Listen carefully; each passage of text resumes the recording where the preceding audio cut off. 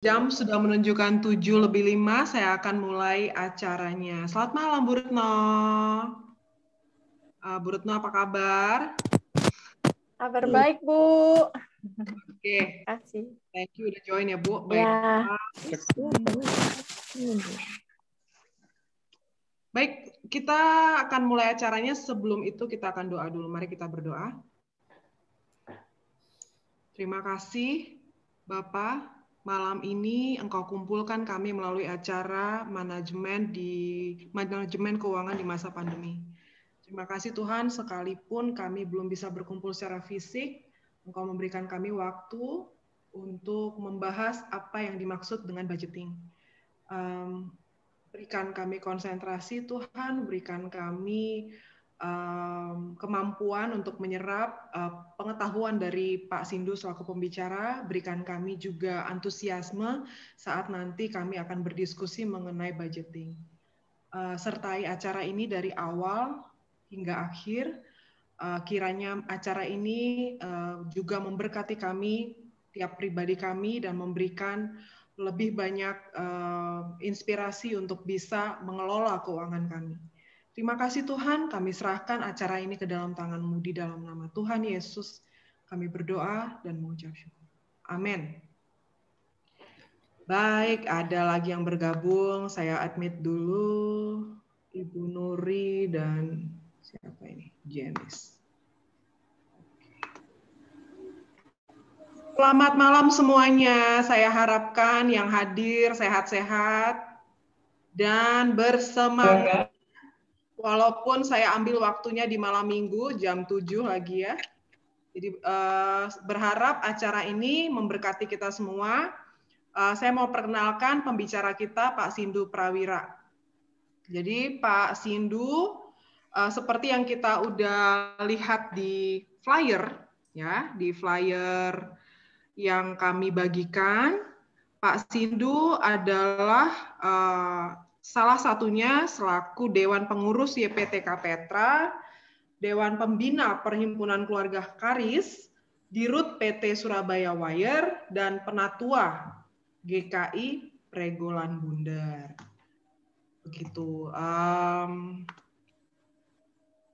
Untuk selanjutnya, silakan Pak Sindu bisa dimulai dengan presentasi awal.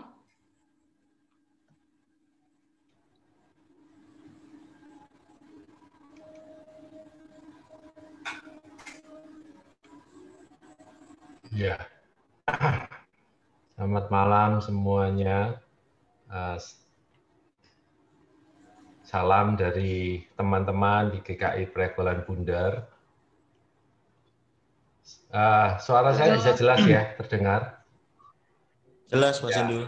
Ya, bagi saya GKI Wuyung ini seperti keluarga sendiri. Dan tadi saya melihat ada sahabat saya, Penatua T. Sutrisno yang sekarang ada di GKI Wiyung. Ya, Bapak Ibu, selamat malam ya. Saya senang bisa berbagi tentang bagaimana kita bisa mengelola keuangan secara khusus tentang bagaimana mengelola anggaran, bagaimana membuat anggaran dan mengelola anggaran. Saya sesungguhnya bukan expert di bidang keuangan. Kepakaran saya lebih kepada manajemen strategis. Kebetulan saya saat ini sedang mengambil studi doktoral di bidang manajemen strategis, tetapi saya juga kebetulan pernah membantu rekan saya dari Beruang Cerdas, Profesor Chandra, itu membantu untuk mengembangkan program Beruang Cerdas. Ya, saya termasuk salah satu mentor, pengajar yang mengajarkan tentang bagaimana kita mengelola keuangan. Nah, hari ini saya akan membagikan tentang prinsip-prinsip dasar daripada pengelolaan keuangan dan budgeting. Tetapi untuk bisa mengelola budget dengan baik, itu membutuhkan proses yang lebih panjang. Dalam programnya Beruang Cerdas, itu ada paket yang terdiri dari 8 kali pertemuan untuk bagaimana kita belajar tentang pengelolaan keuangan pribadi itu secara lebih utuh.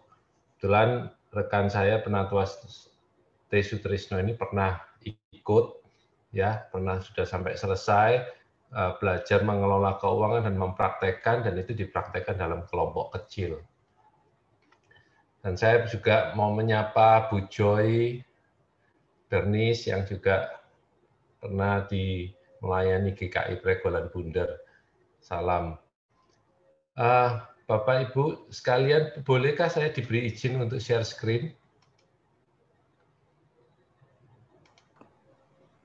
Apakah udah bisa, Pak?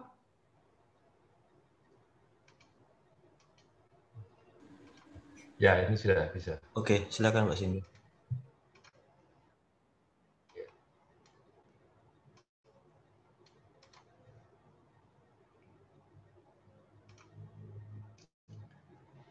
Ya, Bapak Ibu, kalau kita melihat Indonesia ini adalah satu negara yang unik sekali ya.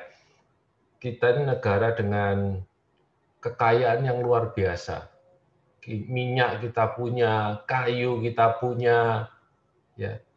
Kemudian kita juga punya sumber daya tambang yang luar biasa, Freeport yang diperjuangkan oleh Bapak Presiden untuk direbut kembali itu. Cadangan emasnya luar biasa. Ya, kita nggak ngerti sudah berapa puluh tahun emas kita di Provinsi Papua itu dikeruk, dibawa ke luar negeri. Tapi yang menyedihkan kalau kita melihat angka-angka kemiskinan di Indonesia itu walaupun ada menunjukkan perbaikan, di situ kita bisa melihat bahwa negara-negara yang warna hijau itu persentase kemiskinannya itu kecil. Ini data tahun 2018. Ya. Kalau di Rusia itu angka kemiskinannya itu kecil 0%. Ya, bahkan yang dekat dengan kita itu Malaysia dan Singapura, Brunei itu angka kemiskinannya itu 0%. Angka kemiskinan itu berapa sih Bapak Ibu? Yaitu mereka yang mengeluarkan uang 1,9 dolar yang sanggup membelanjakan uang sebesar 1,9 dolar sehari. Atau kalau kita hitung gampang-gampang itu sudah 28.000. Bahkan standar Indonesia itu diturunkan lagi, standar kemiskinannya itu adalah hanya Rp13.000 sehari. Tapi kita lihat kenyataannya warnanya Indonesia itu masih merah muda, artinya kemiskinan di Indonesia itu antara 5 sampai 15%. Dan kalau kita lihat di dalam slide berikutnya ini, di 2020 di masa pandemi ini justru orang miskin di Indonesia itu melejit lagi, naik lagi. Ya, yang sempat turun dalam pemerintahan Jokowi yang terus berusaha menekan kemiskinan karena COVID naik jadi 9,8% atau 26,4 juta orang miskin. Padahal Indonesia kalau kita lihat ekonomi Indonesia itu diprediksikan oleh PricewaterhouseCoopers, satu institusi besar ya, the big four dalam accounting firm di dunia, itu Indonesia 2050 itu diprediksikan menjadi 4 besar ekonomi dunia. Di sini ada satu kondisi ironi, yang miskin banyak, tapi kekayaan ekonomi Indonesia ini diprediksikan 2020. Kenapa diprediksikan begitu tinggi? Karena Indonesia ini punya potensi yang lebih besar sekali, punya kekayaan, dan diperkirakan Indonesia akan mengalami bonus demografi, ada masyarakat yang usia produktif pada tahun-tahun itu, tetapi pada kenyataannya kemiskinan kita masih tinggi. Terjadi satu gap yang luar biasa. Nah, ini yang menjadi tantangan bagi kita, Bapak Ibu sekalian. Kenapa? Karena banyak kondisi di Indonesia ini membuat sulit sekali. Ya, tapi saya sebelum lebih lanjut, saya ingin seminar pada malam hari ini, webinar pada malam hari ini, kita tidak hanya mendengarkan, tetapi kita bisa berinteraksi.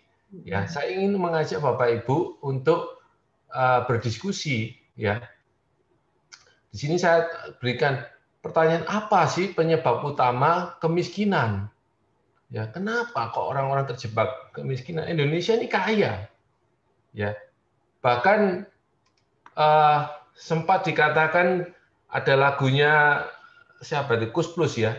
Di A gitu ya, kolam susu, ya. Kolamnya Indonesia ini kayak kolam susu. Tongkat bambu itu kalau ditancapkan jadi tanaman begitu. Nah, ini kan luar biasa sekali. Nah, Bapak Ibu sekalian, saya ingin kita ini berdiskusi. Saya mau tanya ke Melva dulu, apakah mau dibagi kelompok atau gimana? Tetapi usul saya diberikan waktu 10 menit untuk bersama-sama menjawab beberapa pertanyaan ini, 5 pertanyaan ini. Ya, diskusi aja. Nanti kita bagi 2 breakout room. Nanti Putra bantu saya untuk bagi 2 grup aja. Ya, diskusikan mungkin antara 5 sampai 10 menit ya, maksimum 10 menit. Anda jawab, kira-kira faktor utama kenapa sih orang itu jadi miskin gitu.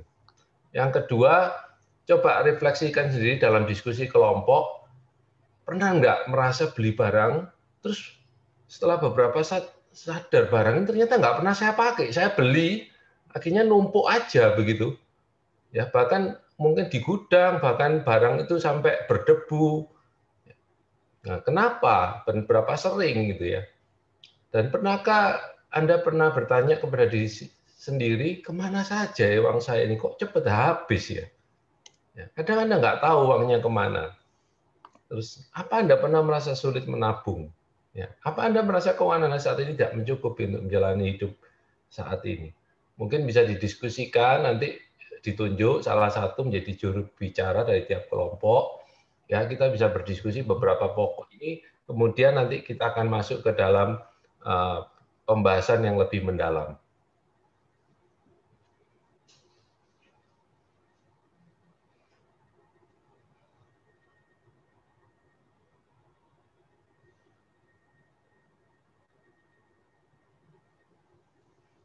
Lagi proses, mau ditunggu.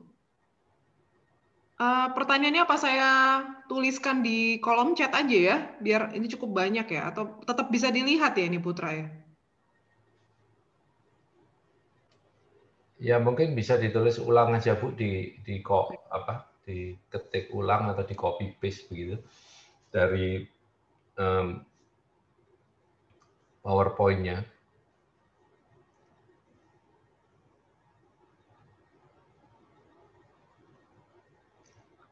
Atau difoto, salah satu memfoto itu gitu.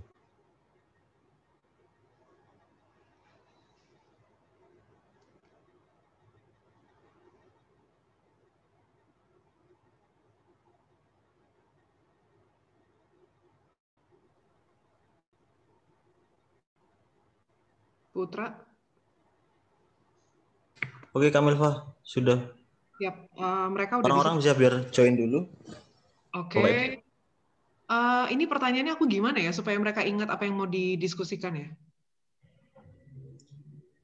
Dimasukin chat aja bisa. Melva, mungkin salah satu cara di foto aja, fotonya dikirim ke salah satu leader di kelompoknya itu, supaya ditunjuk di room itu perlu ada leadernya supaya. Kalau aku tulis kolom chat everyone, seharusnya semua orang sudah bisa baca ya? Iya. Oke, wait.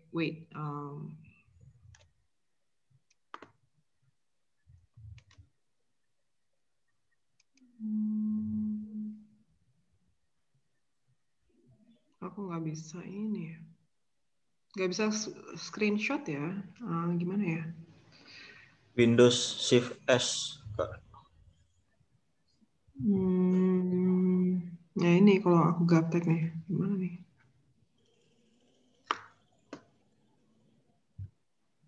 Bisa nggak kamu? Bentar. Aku coba dulu. Wait, aku harus keluar dari sini bentar. Aku minimize dulu, exit full screen.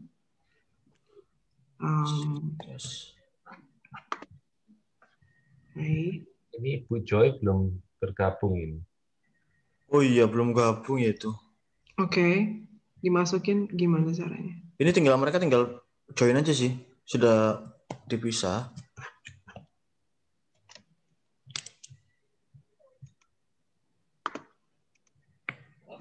Oke. Aku screenshot tapi malah lihat setengah doang. Gimana nih?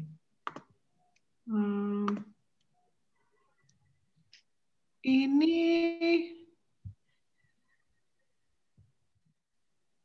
Bu Elizabeth belum join juga ya? Belum. Pak Okstan juga belum. Aku nggak ngerti gitu tuh, nggak ngerti kayak apa. Diklik Bu Elizabeth. Diklik join, Bu Elizabeth. Oh, ini Yang tadi ada gimana? di Saya nggak ngerti ini saya. Apa iki? Kak Nuri. Siapa nih? Aduh, saya nggak ngerti.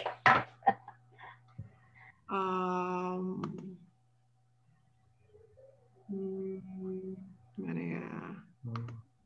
Rompokku kok cuma 3 orang. Siapa? Terus. Mana ya tulisan join itu mana? 1, 2, 3. Di layarnya Bu Elizabeth ada nggak apa join gitu? Tadi ada join. Aduh, saya belum lihat ini, saya lihat sehingga. Coba layarnya dilihat dulu. Sehingga apa nih? Aduh, saya Pertanyaannya udah ya? Siapa? Pertanyaannya ini tak pasti masih belum bisa bentar. Aku nggak bisa. Oke. Menurut Anda apa utama pertanyaan?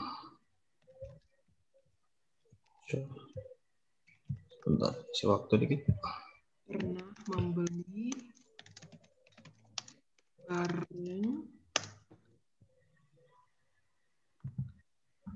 kemudian setelah beberapa saat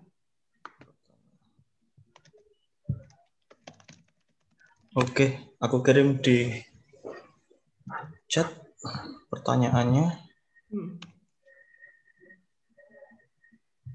Oke, sip. Thank you so much.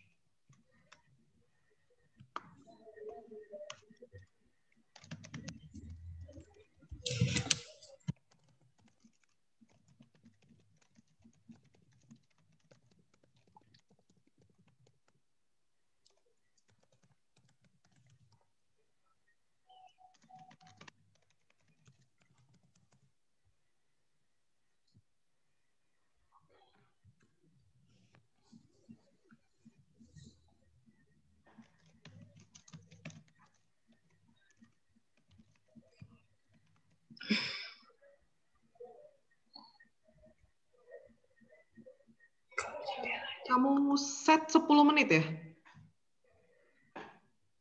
Oh enggak, nanti tinggal push all room aja, Kak. Oke. Nggak ngerti, jelas nggak ngerti breakout room gimana itu caranya. Wah, saya juga.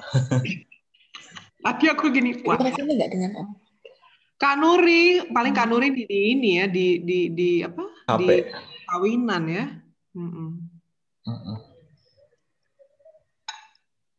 Kita nggak ada ngomong. Nggak bisa.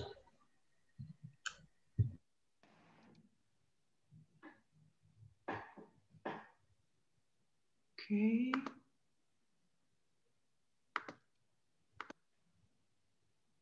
Menurut Anda apa faktor utama penyebab seseorang miskin? Apa? Kita diskusi, Po.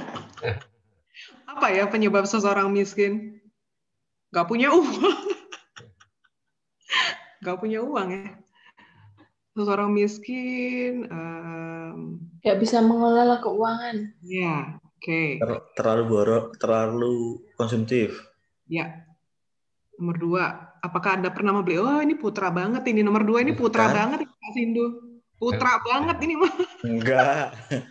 Kan dipakai pada waktunya nanti. Habis itu nyesel ya online shopping ya. Apakah Anda pernah membeli suatu barang? Iya, saya pernah dan saya pernah menyesal. Nomor 3, apakah Anda pernah bertanya pada diri kemana saja uangnya? Oh iya.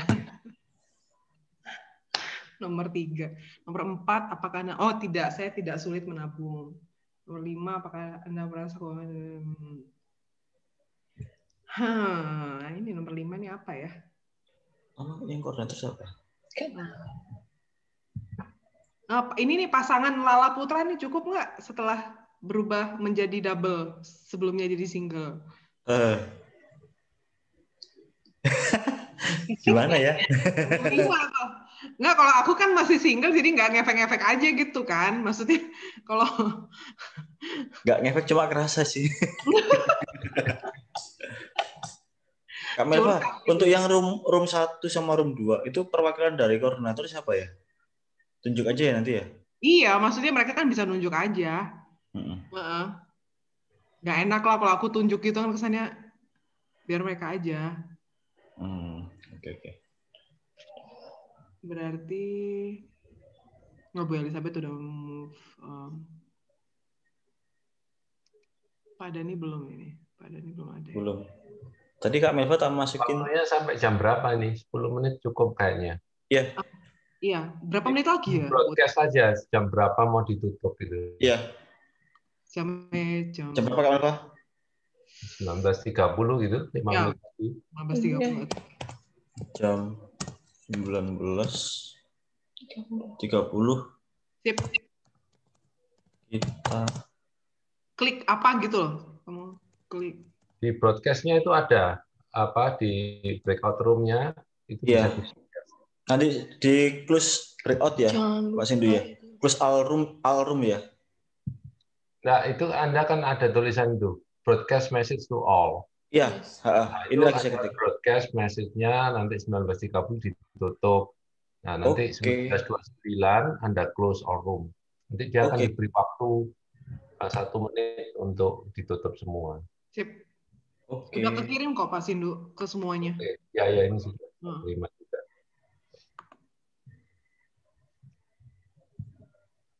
Waduh. Oh, Om Ben kelempar ya? Apa close tadi ya? Ini terus kita masukin kemana nih? Room 2 aja.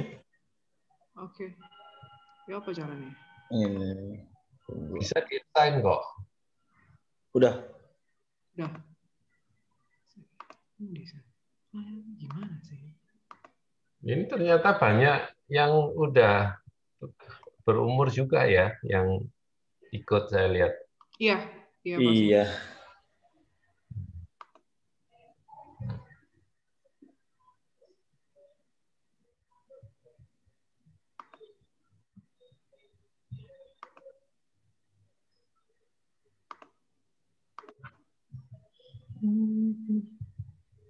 Sebetulnya kalau mau ya bisa dibuat workshop ke mereka yang mau belajar sungguh-sungguh cara mengelola uang. Iya. Itu workshopnya kalau dari modulnya beruang cerdas itu ada 8 kali pertemuan seminggu sekali. Karena kalau kita memang betul-betul belajar mengelola uang itu nggak bisa cuman sekali seminar begini terus bisa. Jadi perlu ada sambil belajar, sambil mengerjakan, sambil latihan itu. Dan terutama nanti yang perlu dibenahi itu adalah mindset-nya dulu. Nah, kalau mindset keuangannya nggak betul, walaupun tahu cara mengelola uang, cenderung akan sulit gitu.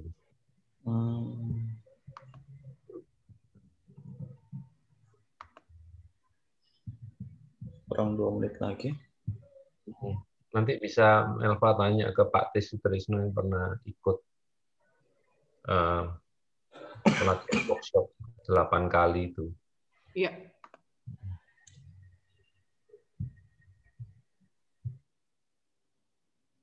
Mungkin Pak T bisa melakukan itu juga di sana nanti. Sebelum saya ngubungin Pak Sindu, saya diminta baca dulu sih, jadi baca bukunya. Ya ini kan ringkasannya aja yang saya sampaikan. Oke, 1 menit lagi.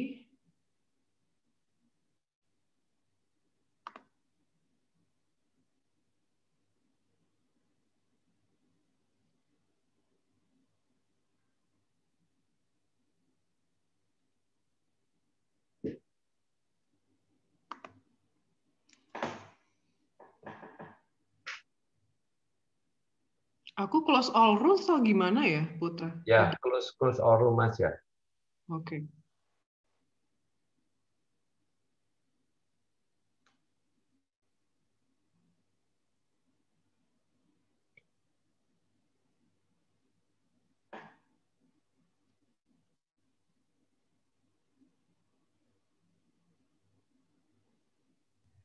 1 menit lagi ya?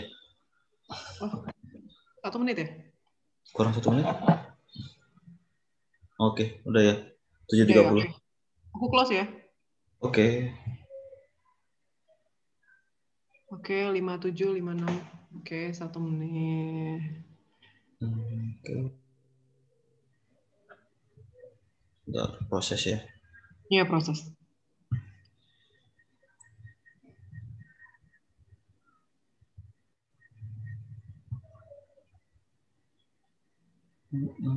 Satu.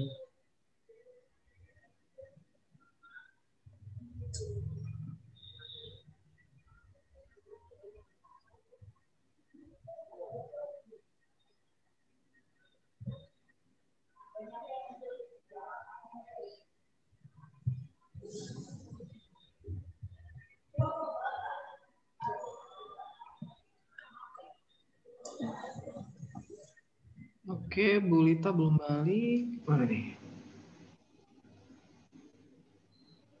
Sebentar lagi, 2, 1. Oke. Oh, sudah tutup. Duh, bisa tutup. Wis balik. Wah, Nomor 1, Pak. ini waktunya belum selesai sudah tet. Selamat datang kembali. Aduh, Kak Nelva. Lari. Baru nomor 1, Kak Nelva. Wah, Lumayan loh itu. Besok kalau nggak ditutup ya, itu ya. Nah, wes. Nanti dijawab Kak Melva aja, wes. Melva, di kelompok kami seru. Jadi tadi waktunya curhat, Melva. iya. Curhat ya yang ada ya. Oke. Ya, curhat. Oke deh. Ini Terima pembicaranya kasih. Sudah diskusi, saya kembalikan waktunya untuk dilakukan presentasi oleh Pak Sindu. Ya, Bapak Ibu gimana nih? Dari kelompok-kelompok ini ada nggak yang bisa nggak salah satu men-sharingkan hasil kelompoknya walaupun nggak selesai nggak apa-apa. Baru nomor 1, Pak Sindu. Ya wis dijawab nomor 1 apa Bu? Baru diskusi nomor 1, Dok, Pak. Ya, siapa jadi jubirnya? Nomor 1 aja nggak apa-apa. Ibu Dian, silakan. Ya, terima kasih. Selamat malam. Tadi di kelompok kami baru kita diskusi, Pak. Diskusi baru nomor 1 aja. Menurut Anda, apa faktor utama penyebab seseorang miskin? Seperti tadi Pak Sindu katakan, kita ini punya kekayaan alam yang begitu banyak ya. Seperti ada lagunya Plus apa itu tadi. Tapi kenapa kok kita banyak orang miskin di sini? Jawaban kita tadi waktu mendiskusikan ini karena kita kurang mampu untuk mengelola apa yang sebenarnya bisa kita kelola. Kompetensi untuk kesananya itu terbatas. Kemudian untuk teknologi itu, penggunaan teknologi kita masih terbatas juga, jadi tidak mampu untuk menggunakan itu dengan maksimal. Baru itu aja Pak Sindu, terima kasih. Ya, terima kasih. Ada tambahan ya Bu Bernis tadi? Banyak koruptor. Oh iya, banyak terjadi korupsi. Korupsi ya. Ya. Ya, oke. Ya, kalau di tempat kami tadi itu pertama itu kita miskin itu karena sebetulnya gini, kita punya ada terus jatuh miskin atau memang kita miskin dari keturunan. Ya ampun. Jadi kalau dari itu kita kan tadi mendengarkan Pak Sindu ngomong tongkat dan kayu jadi tanaman, ya toh, pengelolaan alam. Sehingga kadang-kadang itu kita itu males. Ngapain soro-soro? Karena zona kita zona nyaman. Iya. Tanam langsung aja pohon itu dicepno, gak usah dirawat, gak usah diapa-apa, kok pira bulan misalnya pohon misalnya gitu ya. Kita ke ladang sebelah banyak pisang ya. Sehingga kita zona nyaman itu merupakan apa ya? sesuatu yang membuat kita itu leha-leha, nggak punya lain. Kalau kita itu zona yang kepepet ya. Kalau kepepet kan kita berusaha, ya apa caranya supaya aku bisa makan. Nah, itu kreativitas akan berjalan. Kedua itu juga tentang selain kita males karena zona nyaman, kita tidak menghargai potensi yang Tuhan sudah berikan pada kita. Padahal Tuhan memberikan pada kita itu, setiap orang itu punya potensi. Biarpun 1, biarpun 2, biarpun 5. Ya, itu sih yang bisa kami jawab, Pak. Oke, terima kasih untuk jawaban-jawabannya, untuk masukannya. Ini tentu akan memperkaya diskusi kita. Saya sangat setuju sih bahwa kita sebagai orang Kristen, sebagai anak-anak Tuhan itu kan berjanji ya bahwa kalau burung di udara aja dipelihara loh. Ya, bunga di padang itu Tuhan buat indah, lebih indah dari pakainya Salomo lah. Masa kita anak-anak Tuhan itu nggak dipelihara sama Tuhan. Nah, problemnya itu ada permasalahan di dalam diri kita. Nah, ini saya berikan satu ungkapan dari seorang menteri di kabinetnya Donald Trump yang lalu. Dia ini seorang yang dibesarkan dari keluarga yang miskin juga. Ya, dia dibesarkan dari satu komunitas, di mana komunitasnya ini adalah komunitas yang juga komunitas yang kelompok ekonomi rendah ya. Nah, namanya Ben Carson. Ben Carson ini adalah Menteri Perumahan dan Pengembangan Komunitas. Ya, dia mengatakan gini, dalam satu interviewnya dia mengatakan gini, kemiskinan itu adalah hasil dari atau disebabkan oleh mindset yang salah, cara berpikir yang salah. Orang yang berpenghasilan rendah dengan motivasi yang kuat bisa keluar dari kemiskinan. Tetapi mereka yang punya sikap negatif itu akan cenderung akan tetap miskin. Kemudian dia ngomong bahwa cerita kisah hidupnya sendiri itu menggambarkan hal ini. Dia adalah anak dari keluarga miskin, tapi dengan ambisi dan disiplin yang tinggi, itu bisa berhasil di dalam menaiki tangga sosial ekonomi yang lebih bagus. Memang ada faktor keberuntungan, ya. Tetapi seorang anak itu harus berusaha untuk mencari satu keberhasilan. Ya. Kalau seorang anak itu terus mengharapkan bahwa dia itu akan selalu kalah dan tidak pernah menggapai peluang untuk berhasil, ya dia akan tetap miskin. Ya. Ini dikutip dari Institut Kebijakan Ekonomi yang judulnya Is Poverty a Mindset? Jadi penyebab utama kemiskinan itu adalah karena pola pikirnya, cara berpikirnya yang salah. Tadi Pak T tadi sudah memberikan gambaran ya, bahwa salah satu pola atau cara berpikir itu yang salah adalah kita beranggapan bahwa pokoknya kita ini hidup untuk diri kita sendiri. Kita bisa pokoknya mentalitas malas itu akan muncul. Wong tongkat ditanam aja jadi bisa tumbuh kok, bisa menghasilkan kok. Kenapa susah-susah? Nanti kita akan belajar lebih dalam itu apa sebetulnya kata firman Tuhan terhadap pengelolaan keuangan.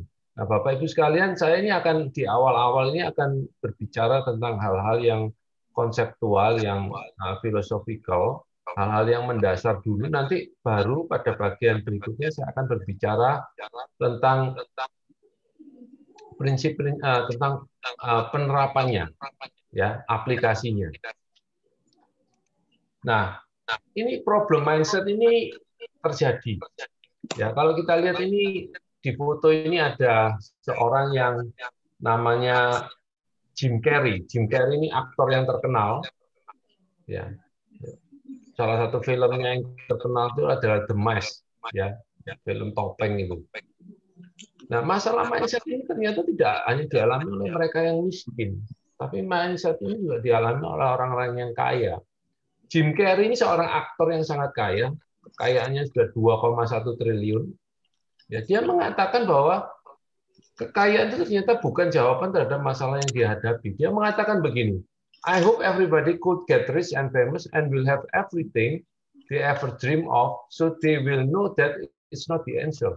Dia berkata begini, saya berharap semua orang itu akan jadi kaya dan terkenal dan punya segala sesuatu yang pernah diimpikannya, supaya apa? Supaya mereka itu bisa mendapatkan jawabannya, bahwa kekayaan itu bukan jawaban terhadap apa yang mereka cari, begitu.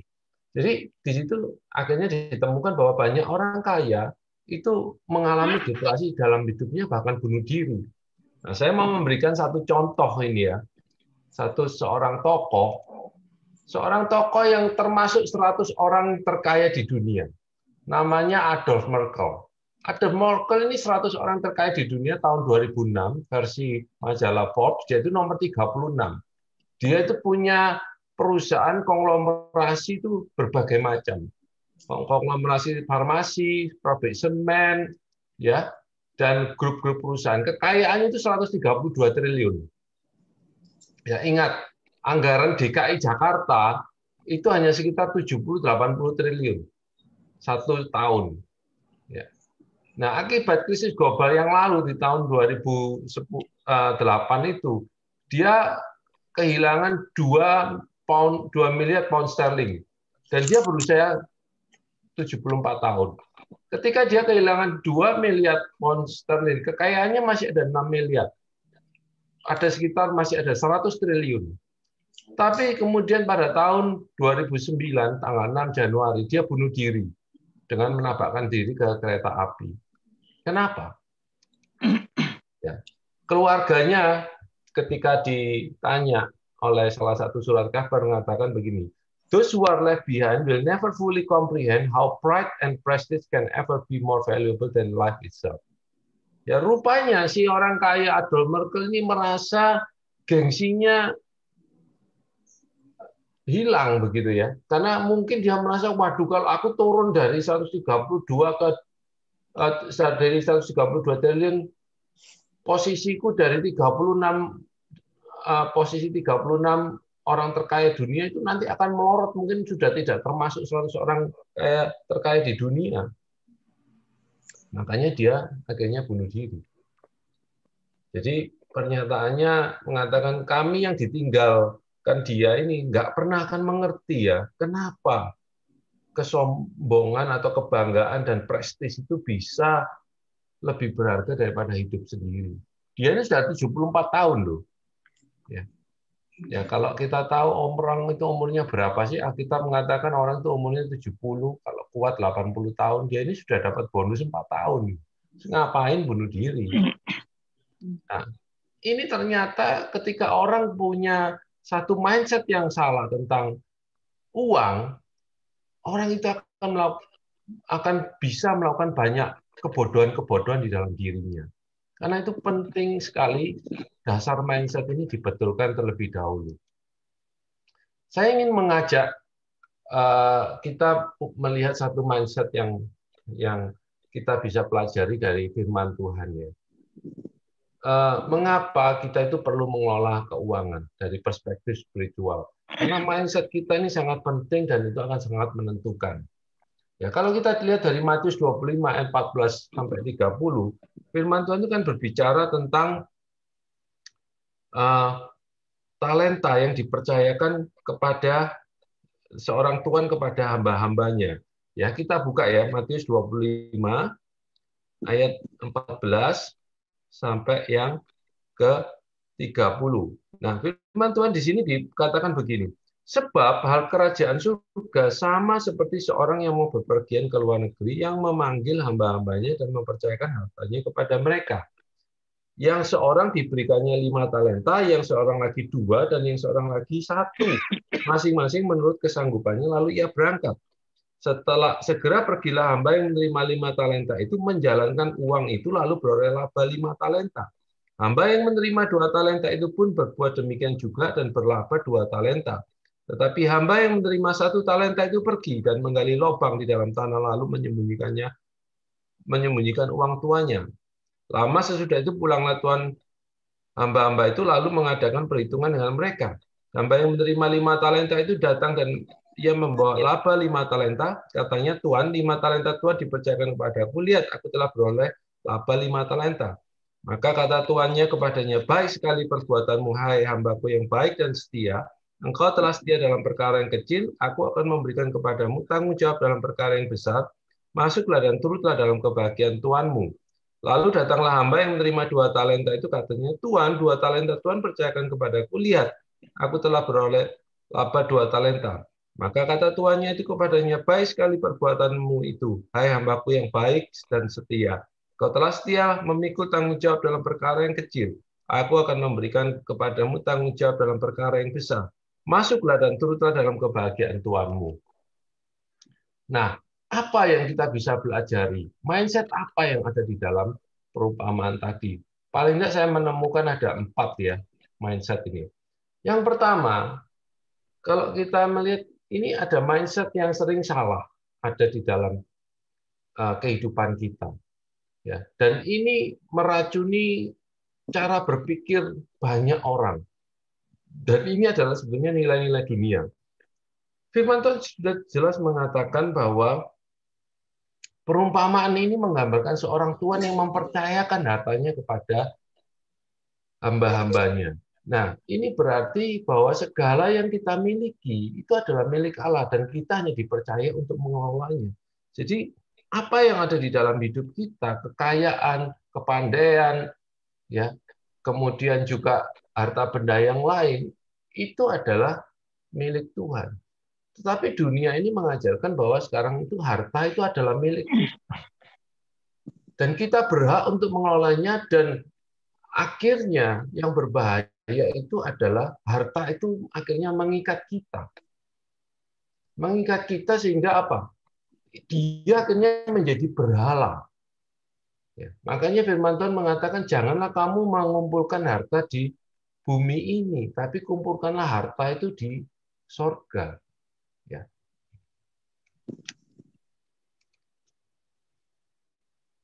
Kita perlu berhati-hati terhadap keterikatan pada harta. Karena ketika kita merasa harta itu milik kita, justru harta itu akan mengikat kita. Dan ketika harta kita hilang, seakan-akan hidup kita hilang. Itu apa yang terjadi dalam kehidupan si Adam Merkel tadi. Dan bahkan orang karena terikat pada harta, akhirnya mereka melakukan tindakan-tindakan yang bodoh. Bahkan mereka melakukan tindakan sampai kalau perlu membunuh orang pun dilakukan demi memiliki satu harta. 1 Timotius 6 ayat 9 sampai 10, firman Tuhan berkata, tetapi mereka yang ingin kaya terjatuh ke dalam pencobaan, ke dalam jerat dan ke dalam berbagai-bagai nafsu yang hampa dan yang mencelakakan, yang menenggelamkan manusia ke dalam keruntuhan dan kebinasaan. Karena akar segala kejahatan ialah cinta uang. Sebab oleh memburu uanglah beberapa orang telah menyimpang dari iman dan menyiksa dirinya dengan berbagai-bagai duka. Nah, ini problem yang terjadi. Ketika kita melihat uang itu adalah milik kita, dan ketika kita merasa itu jadi bagian kita, itu justru akan mengikat kita. Dan itu membuat kita terjebak di dalam dosa. Kemudian kita perlu memahami bahwa talenta itu bukan sekedar harta jasmani, tetapi termasuk harta rohani, ya, di mana dunia ini kebanyakan fokusnya adalah pada harta jasmani. Bapak Ibu sekalian, ketika kita melihat berkat, banyak orang melihat berkat itu hanyalah berkat dalam bentuk berkat harta, kekayaan. Orang yang diberkati adalah orang yang kaya. Mereka lupa bahwa harta ini bukan harta dunia aja. Di firman Tuhan sudah jelas kita disuruh mengumpulkan harta di surga. Berarti harta, talenta yang dipercayakan kepada kita itu juga adalah hal-hal yang bersifat spiritual. Bagaimana kemampuan kita untuk bisa intim dengan Tuhan, mengerti kehendak Tuhan, berelasi dengan Tuhan, mengerti firman Tuhan, itu adalah harta yang sangat berharga. Karena apa? Yang menentukan keberhasilan hidup kita, yang menentukan hidup kita berhasil atau tidak, itu sebetulnya Tuhan. Makanya di Matius 6 itu dikatakan, maka itu carilah dahulu kerajaan Allah dan kebenarannya, maka semuanya akan ditambahkan kepadamu. Tapi ketika orang berfokus pada harta dunia, talenta itu adalah harta jasmani, maka mereka hanya akan mengejar itu. Dan mereka lupa bahwa berkat itu adalah datangnya dari Tuhan.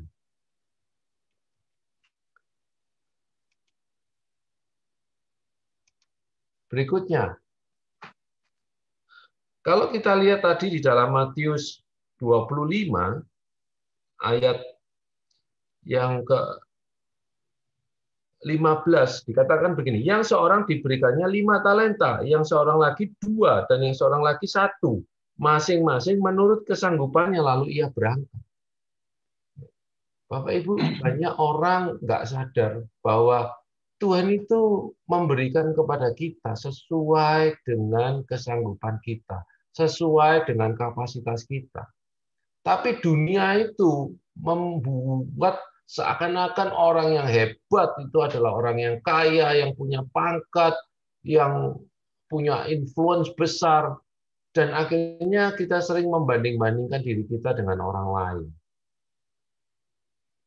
Padahal kalau kita lihat bagaimana Tuhan yang diumpamakan dalam perumpamaan yang sebetulnya adalah Tuhan sendiri. Kalau kita lihat respon Tuhan terhadap yang diberi 5 talenta dan 2 talenta, itu kata-katanya persis sama, yaitu baik sekali hai hambaku yang baik dan setia. Tuhan tidak melihat berapa talenta yang kita punya atau berapa talenta yang kita hasilkan. Yang Bapak lihat atau Tuhan itu lihat dari hamba-hambanya apa? Adalah kesungguhan tanggung jawab di dalam mengelola akan harta yang dipercayakan. Tetapi dunianya kan beda. Kalau dunia akan membuat ya yang penting kita sukses, kita berhasil. Dunia ini memberikan nilai-nilai yang dimana kita harus sukses, mengajarkan tentang positive thinking. Ya, banyak motivator-motivator itu mengatakan, iya, kita harus membayangkan kita akan punya apa, nanti kita bisa dapat itu. Ya, bayangkan terus, kalau perlu difoto, taruh di cermin kita, taruh di meja kita, supaya kita tahu nanti kita punya rumah yang seperti itu. Kembali karena apa? Mindset-nya yang salah, bahwa seakan-akan kita yang punya harta, kita yang miliki harta itu, dan kita lupa yang menentukan berhak punya harta itu seberapa besar adalah Tuhan, bukan kita. Dan akibatnya apa? Orang-orang yang demikian, kalau dia sudah kaya, ya kaya untuk dirinya sendiri. Padahal Tuhan memberkati seseorang, itu adalah untuk dipakai kemuliaan Tuhan. Yang jadi pertanyaan ini, kalau Tuhan percayakan kepada Anda uang 10 miliar, 100 miliar, uang mau Anda pakai untuk apa? Apakah Anda akan pakai untuk ya beli rumah yang besar, beli mobil Ferrari, beli mobil yang mahal-mahal, beli jet pribadi, apakah itu? Ataukah kita akan pakai harta kita untuk apa yang Tuhan mau? Kita tanya, Tuhan, uang ini untuk apa? Termasuk bukan hanya harta dalam bentuk uang, waktu kita, pikiran kita,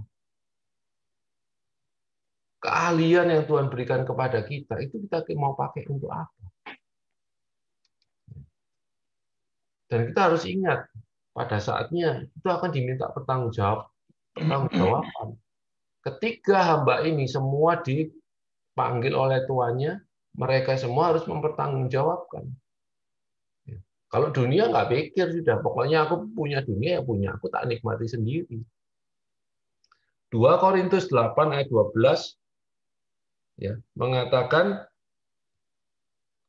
sampai 15 di situ dikatakan ini, sebab jika kamu rela untuk memberi maka pemberianmu akan diterima. Kalau pemberianmu itu berdasarkan apa yang ada padamu, bukan berdasarkan apa yang tidak ada padamu. Sebab kamu dibebani bukanlah supaya orang lain mendapat keringanan, tetapi supaya ada keseimbangan.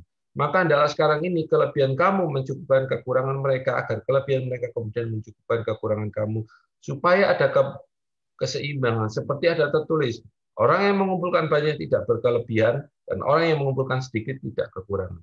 Firman Tuhan di sini mengingatkan kepada kita, saudara, bahwa kalau Tuhan percayakan kepada kita lebih, ya, itu tidak kita nikmati supaya kita berkelebihan, tetapi untuk kita berbagi supaya terjadi keseimbangan. Tuhan berkati kita untuk apa? Supaya kita jadi saluran berkat. Ya. Kalau dunia enggak ngapain, ya nikmati sendiri aja. Nah, Bapak Ibu, berdasarkan dengan satu mindset seperti ini, maka kita mengelola keuangan kita bukan untuk supaya kita sekedar menjadi kaya, tapi kita kelola uang kita, kita tanggung jawab supaya uang itu nanti bisa dipakai untuk jadi berkat buat orang lain. Berkat orang lain itu bisa pada keluarga kita, bisa pada anak-anak kita, bisa kepada juga pelayanan orang-orang di sekitar kita. Tetapi bukan untuk dinikmati diri kita sendiri. Pertanyaannya, ketika Tuhan memberikan uang kepada kita bermiliar-miliar rupiah, pertanyaannya apakah kita akan beli baju atau tas yang harganya miliaran? Atau kita harus pakai mobil dengan merek-merek tertentu? Atau haruskah kita punya jet pribadi? Nah, ini yang perlu menjadi pertanyaan dari kita. Nah, biarlah ini menjadi dasar, saudara. Menjadi dasar di dalam kita belajar bagaimana kita mengelola keuangan kita. Mindset kita itu harus betul. Selama kita melihat bahwa harta itu adalah milik kita dan itu harus untuk kenikmatan kita, maka kita akan selalu mengalami permasalahan di dalam kehidupan kita. Karena uang itu bukan diciptakan untuk sebagai kesenangan kita. Uang itu adalah sebagai alat yang Tuhan ciptakan ya untuk bagaimana kita bisa menjadi saluran berkat. Justru ketika uang itu justru menjadi tujuan kita, maka kita, firman Tuhan mengatakan bahwa kita justru akan terjerat, kita akan terbelenggu, kita akan terikat.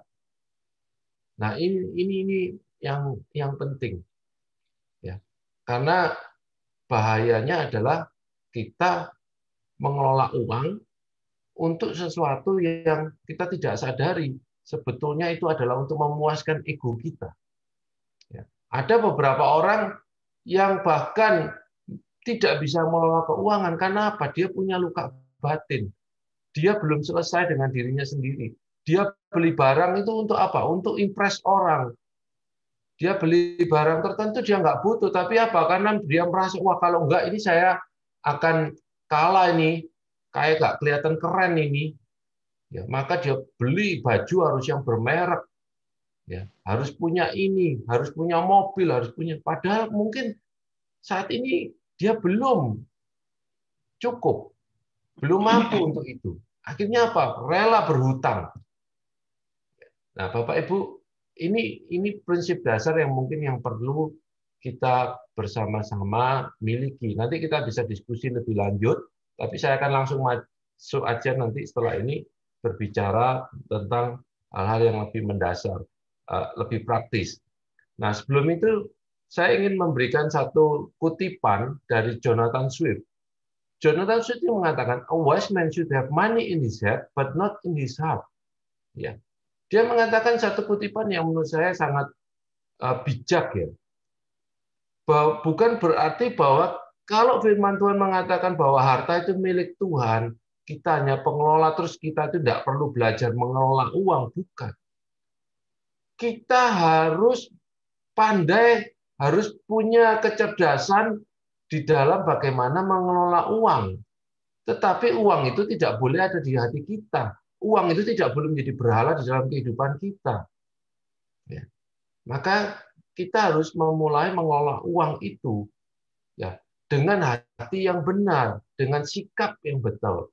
Tetapi kita harus juga punya pengetahuan tentang pengelolaan uang itu di dalam kehidupan kita. Dan kita harus belajar. Makanya saya senang kalau GKI Wiyung ya mengajak jemaatnya itu juga belajar tentang uang. Bukan apa? Bukan supaya kaya, tetapi apa? Sebagai bentuk pertanggungjawaban kepada Tuhan. Bahwa uang ini dikelola untuk kemuliaan Tuhan. Ya. Makanya akan berbahaya sekali kalau ada orang yang berkata, oh, aku kerja itu ya supaya kerja untuk cari uang, aku kerja itu supaya kaya. Wah, itu salah. Itu cara berpikir yang salah. Kita bekerja karena apa? Kita mau menyenangkan Tuhan. Kita bekerja karena apa? Karena kita mau mengembangkan apa yang Tuhan sudah percayakan pada kita. Yang Tuhan percayakan kita bisa dalam bentuk uang, kepandaian, kehidupan ini, itu semua yang Tuhan percayakan pada kita. Nah, Bapak Ibu, ternyata kalau kita lihat dari hasil statistik, di Amerika ada survei mengatakan, kalau orang ditanya, kamu bulan lalu uangmu dipakai untuk apa aja? Ya, tadi kan saya juga tanya, Anda pernah nggak merasa kok uangnya ini kok cepat habis ya, kemana aja ya? Ya. Nah, survei di Amerika ini mengatakan 65% orang itu nggak tahu, hanya 35% yang ngerti uangnya itu kemana. Kenapa ya? Mereka nggak pernah budgeting, mereka nggak pernah mencatat pengeluaran mereka. Dan ini adalah secara praktis ini masalah literasi keuangan, pengetahuan keuangan yang lemah dalam kehidupan, bahkan itu di dalam kehidupan orang Kristen. Padahal mereka tahu, ya. Dan kalau dari kelompok umur, ya, baby boomers ini adalah mereka yang lahir usia tahun 46 sampai 64, 65. Ini yang usianya sudah tua-tua ya, sudah di atas 55 tahun. Ini 46% ini tahu uangnya dipakai untuk apa aja. Generasi X itu yang usianya di bawah itu yang usia antara 40 sampai 55 tahun, itu 34% aja yang tahu gimana ngelola keuangan, gimana mencatat keuangan. Yang lebih parah adalah generasi milenial dan generasi Z. Generasi milenial itu yang lahir antara tahun 80 sampai tahun 95. Ya, jadi itu yang mereka usianya sekarang sudah 26, 25, 26 sampai 40 tahun. Generasi Z ini adalah mereka yang lahir di atas tahun 95. Ya, ini sekedar gambaran supaya Bapak Ibu mengerti bahwa betapa perlu juga kita mengajarkan kepada adik-adik kita, anak-anak kita, cucu-cucu kita untuk bagaimana mengelola keuangan. Dan 30% orang Amerika mengatakan mereka berharap bahwa mereka itu mengeluarkan uang lebih sedikit bulan lalu. Kenapa? Artinya mereka melakukan banyak pemborosan. Nah, Bapak Ibu, kalau kita mau berbicara tentang budgeting, ya saya diminta berbicara tentang pengelolaan keuangan secara khusus tentang budgeting. Budgeting itu secara sederhana adalah Anda memberitahu uang Anda itu kemana, ya, daripada Anda bertanya-tanya, loh, uangku habis kemana gitu. Ya, tadi kan ditanyakan, tahu Anda pernah nggak bertanya uangku kok cepat habis kemana? Ya. Karena kita sering nggak tahu ini uang kita ini kemana. Ya. Nah, sebetulnya budgeting itu apa sih? Budgeting itu adalah proses untuk membuat rencana bagaimana kita menggunakan uang kita berdasarkan uang yang kita miliki dan yang akan kita terima dalam satu periode tertentu. Satu budget atau anggaran secara sederhana adalah rincian atau rencana tentang berapa banyak uang yang akan kita terima dalam satu periode tertentu, misalkan 1 bulan, ya, dan bagaimana uang itu akan kita belanjakan dalam periode tersebut, ya. Jadi budget itu seperti pembatas jalan nih, ya, di gambar ini ada pembatas jalan supaya apa? Supaya kita ini nggak kebablasan begitu. Pakainya kadang-kadang kalau kita nggak mencatat, kita ini nggak tahu ini uang yang kita miliki ini berapa. Nah, kalau kita mau budgeting itu ada 2 prasyarat penting, ya. Karena percuma Anda membuat anggaran kalau Anda tidak tahu kondisi keuangan Anda. Ya. Jadi seperti kita ini perlu selalu check up ya, terutama mereka yang sudah usianya 40 tahun, 50 tahun, jangan sampai tiba-tiba ya stroke, kena serangan jantung, nggak tahu, perlu check up, perlu tahu punya darah tinggi atau tidak, punya gula darah atau tidak, dan lain sebagainya. Kita perlu melakukan financial check up. Nah, kita tidak mungkin bisa membuat budgeting kalau kita nggak tahu kondisi keuangan kita. Dan yang kedua, kita harus punya tujuan keuangan. Kalau seseorang tidak punya tujuan, untuk apa kita menganggarkan? Ya, kita nggak ada gunanya membuat budgeting. Kenapa? Ya kita nggak tahu untuk apa ini kita mengelola keuangan kita, menganggarkan ini untuk apa. Jadi harus dimulai dengan 2 hal ini. Ya. Nah, untuk melakukan financial check up, itu ada 5 hal yang harus kita cek dalam kondisi keuangan kita. Pertama, rasio penerimaan dan pengeluaran. Nah, kita itu harus cek. Berapa sih penerimaan kita dan berapa pengeluaran kita. Nah, kalau penerimaan dibanding pengeluaran itu lebih besar pengeluarannya, ya ini problem. Ya, berarti kondisi keuangan kita sudah pasti nggak sehat. Kenapa? Tabungan kita lama-lama akan habis karena pengeluarannya lebih besar daripada penerimaan. Ini sederhana aja sih, logik aja. Ya. Yang kedua yang kita harus lihat adalah rasio net worth atau aset atau harta yang kita punya sekarang ini, tabungan, deposito, ya, dan yang lain-lain dibandingkan dengan hutang yang kita punya. Ya. Kalau harta kita lebih kecil daripada hutangnya, wah ya ini kondisi yang tidak baik. Ya, kita harus benahi ya. Tapi bukan berarti itu tidak bisa diselesaikan. Tapi kita harus tahu bahwa ini kondisi yang tidak baik. Artinya seperti orang check up kalau kolesterolnya tinggi, tekanan darahnya tinggi, ini ada something wrong. Nah, ini harus dibenahi ini. Ya. Kemudian yang perlu dicek adalah rasio hutang produktif. Ya. Nah, ini hutangnya ada 2 macam, ada hutang yang produktif dan ada hutang yang konsumtif. Hutang produktif itu adalah hutang yang digunakan untuk hal-hal yang sifatnya itu bisa meningkat nilainya di masa depan. Misalkan hutang produktif itu adalah hutang yang dipakai untuk beli properti misalkan. Kita tahu properti nilainya meningkat lebih cepat dibanding dengan inflasi.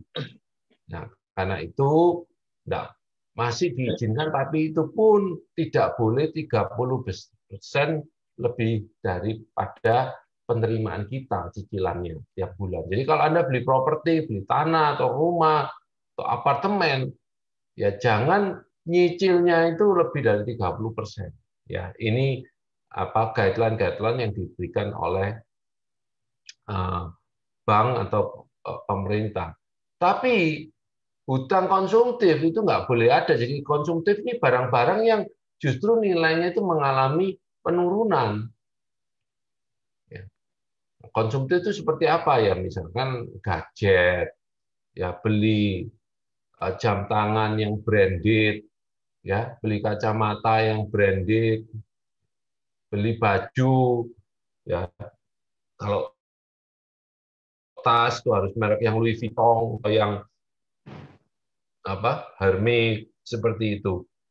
Dan saudara, ini yang harus kita lihat begitu ya.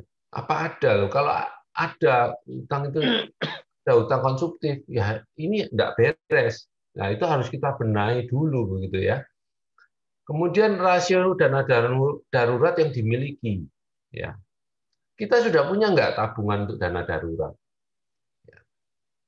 Kondisi COVID ini membuktikan betapa pentingnya seorang itu punya dana darurat. Ya. Seseorang yang bekerja bisa tiba-tiba kehilangan pekerjaan. Ya. Karena apa? Dia kerja di restorannya tiba-tiba tutup. Karena pemerintah bilang nggak boleh, gitu ya. Ya. Dan banyak bisnis yang tiba-tiba harus tutup. Nah, Bapak Ibu, dana darurat ini adalah dana yang bisa kita gunakan ketika dalam situasi-situasi ketika penghasilan kita itu tiba-tiba hilang. Nah, di sini saya tulis 3 kali pengeluaran bulanan ya. Ini adalah hanya untuk mereka yang single. Ya. Tapi kalau yang married, yang sudah punya anak, itu angkanya harus lebih tinggi, bisa 6 sampai 12 kali. Ya, kalau tergantung jumlah anaknya juga gitu ya. Karena apa?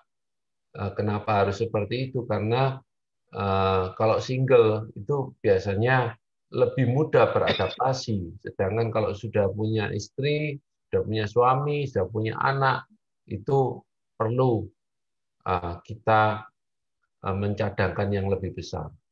Kemudian, apakah sudah punya pertanggungan asuransi jiwa?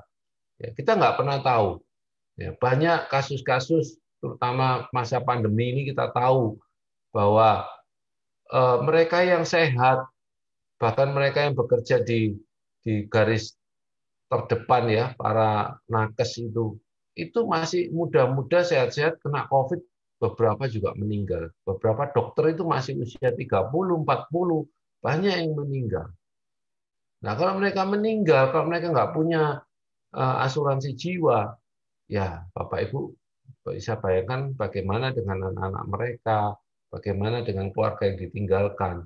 Nah, karena itu perlu dicek, sudah nggak punya asuransi jiwa, yang dimana asuransi ini cukup untuk bagi mereka yang ditinggalkan, yang besarnya 8 sampai 10 tahun pengeluaran dan biaya pendidikan sampai dengan lulus perguruan tinggi. Nah, kita perlu beli asuransi yang uang pertanggungannya itu kurang lebih sebesar ini. Ya, ini financial check up yang perlu kita lakukan. Ya. Nah, kalau ada yang belum sehat, gimana? Ya, kalau ada yang belum sehat, ya kita mulai benahi satu persatu. Nah, tentu yang paling berat kalau rasio penerimaan dan pengeluarannya sudah di bawah 1, artinya apa? Anda minus. Nah, ya kita harus mulai benahi dulu. Nah, ini financial check up ini. Nah, nanti detailnya bagaimana? Ya, ini perlu sesi khusus, perlu workshop khusus untuk berbicara masalah ini. Terutama biasanya hal-hal yang sudah seperti ini terjadi, orang itu akhirnya sering ngambil jalan pintas, kemudian ngambil KTA, kredit tanpa anggunan, pakai gesek kartu kredit dan sebagainya, di mana mereka menggali lubang kubur lebih besar lagi. Ya, nah, makanya ketika hal ini terjadi, kita harus segera melakukan treatment, melakukan pengobatan terhadap kondisi yang keuangan yang tidak baik seperti ini.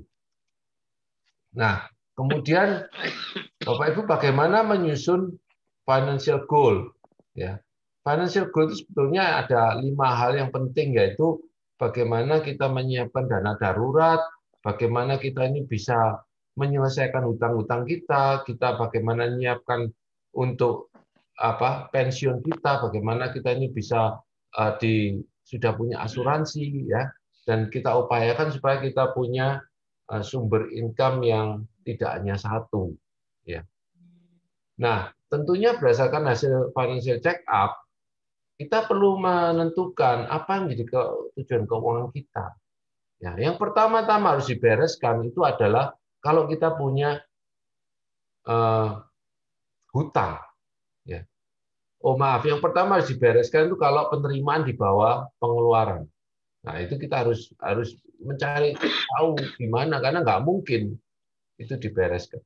Berarti kalau kita tahu bahwa penerimaan kita di bawah pengeluaran, ya kita harus atur pilihannya meningkatkan penerimaan dan menekan pengeluaran, begitu aja. Ya, bagaimana cara pengeluarannya itu bisa ditekan? Nah nanti itu ada sesi khusus, ya. Dan kita nanti bisa belajar bagaimana kita mengatur anggaran kita. Yang kedua, bila Anda punya hutang, terutama yang hutang yang konsumtif atau yang hutang produktif lebih besar, maka ini yang nanti di dalam proses penganggaran kita itu harus kita kelola sehingga dana-dana lebih itu kita pakai dulu beresi hutang-hutang ini. Ya. Yang ketiga, berikutnya kalau hutang sudah beres, kita utamakan tujuan untuk menyiapkan dana darurat. Ya, karena kita nggak tahu kondisi darurat berikutnya seperti apa bisa waktu terjadi. Karena kalau kita nggak siap, kita akan terjebak dalam hutang. Kita akan cari hutangan. Ya. Di tempat saya mulai banyak menemukan beberapa teman itu mulai terjebak dalam hutang. Ya. Karena gengsi, karena nggak mengerti, tiba-tiba bisnisnya nggak jalan, terus gimana untuk survive? Dia tidak mau menurunkan gaya hidupnya, tetapi akhirnya dia terjebak di dalam pinjaman-pinjaman. Dan itu akhirnya menjadi jebakan yang akhirnya dia terbelit hutang yang besar sekali. Nah, kalau Anda sudah tidak punya hutang, Anda sudah punya dana darurat, sudah punya asuransi, maka berikutnya adalah beli aset yang produktif atau cari sumber penghasilan yang lain. Ya, nah ini berikutnya. Nah, penting bagi kita mulai memikirkan untuk membuat tujuan keuangan yang jangka pendek setahun ini, misalkan aku mau beresi hutangku dulu deh. Ya, untuk jangka menengah apa? Oh, aku mulai menyiapkan dana darurat dan asuransi. Jangka panjang apa? Oke, aku mulai investasi.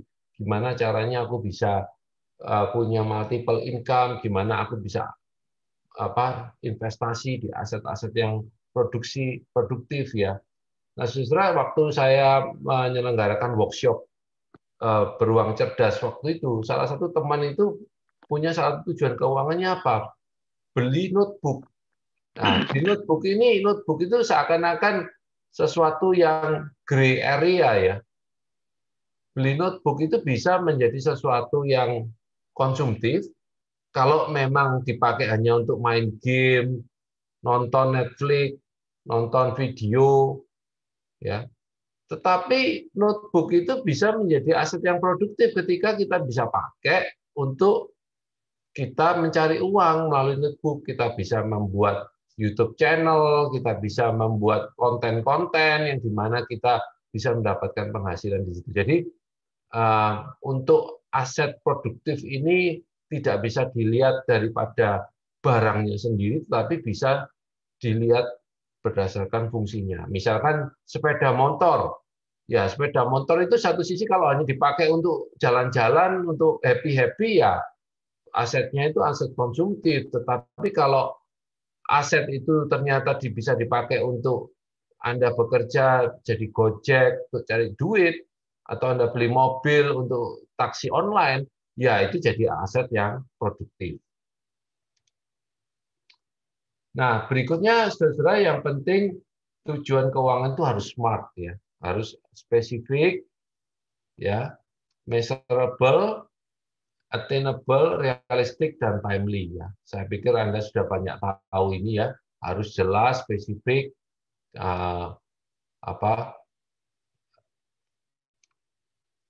harus terukur begitu ya. Kemudian juga harus bisa dijangkau dan dalam waktu dan sasaran itu harus realistik ya.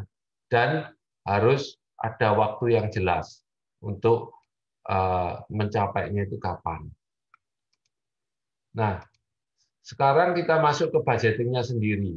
Nah, gimana prakteknya? Ya kita mulai hitung aja penghasilan neto Anda setiap bulan berapa.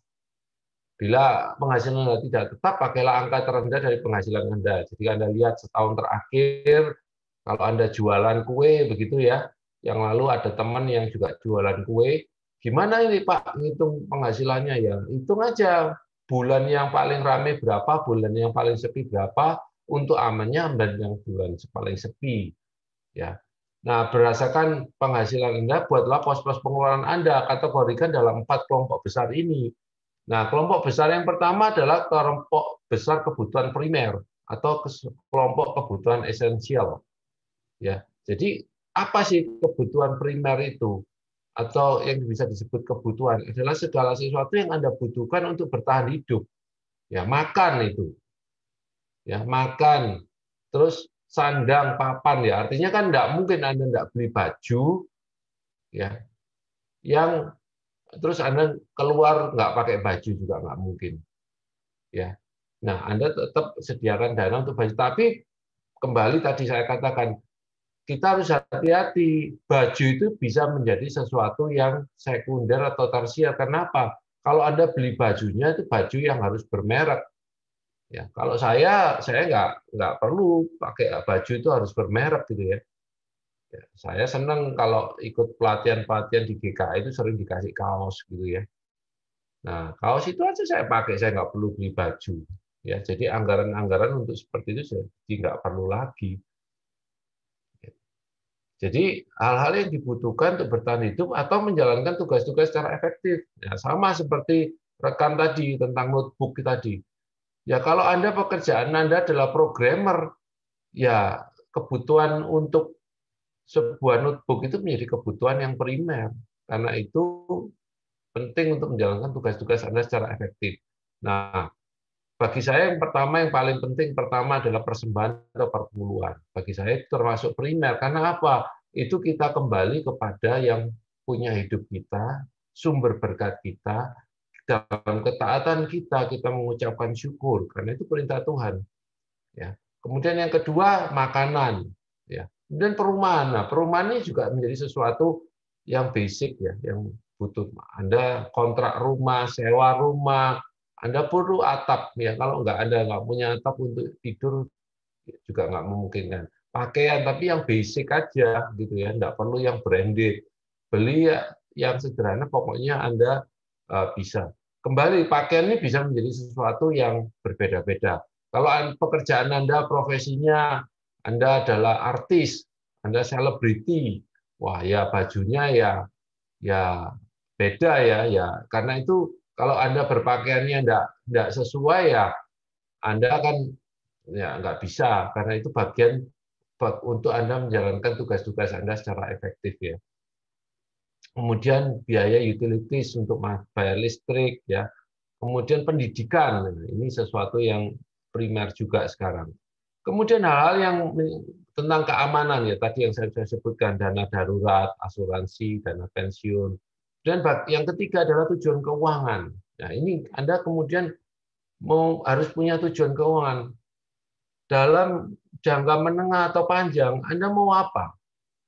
Mulai setting. Karena percuma Anda membuat budget kalau Anda tidak punya tujuan. Jadi Anda menyisihkan dana itu untuk apa? Untuk beli rumah, untuk mulai usaha baru, dan investasi.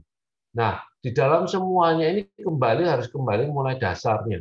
Kenapa Anda mau beli rumah? Kenapa Anda mau usaha baru? Kenapa Anda mau investasi? Ya.